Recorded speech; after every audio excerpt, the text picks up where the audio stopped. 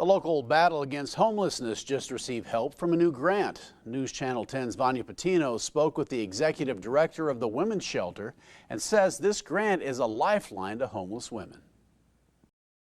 Places like the women's shelter behind me help some of the most vulnerable communities during this pandemic, which is why the city of Amarillo has granted over $600,000 to help.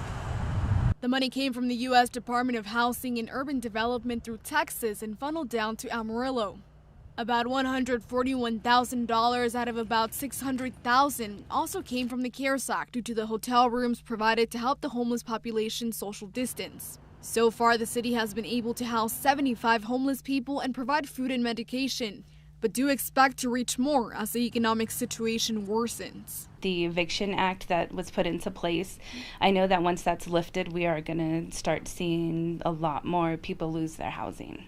Martha's Home is a women's shelter which relies on local businesses to stay afloat.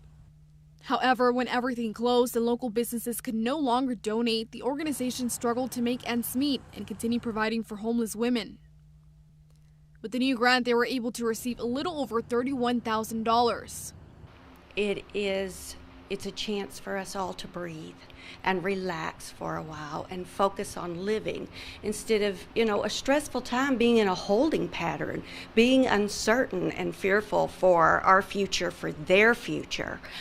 Was a stressful time for all of us. This is a much needed chance to breathe and go, we've got a respite for now and we can all move forward. Martha's Home serves about 50 women and children. Most of the women lost their jobs when the pandemic hit, which delayed their process in getting out of homelessness and reintegrating into society. The executive director is hopeful this grant will help them continue to provide services for women. The city will also continue to pay for deposits, application fees, and up to 24 months rent for people to get into housing. Reporting from the women's shelter, Vanya Patino, News Channel 10.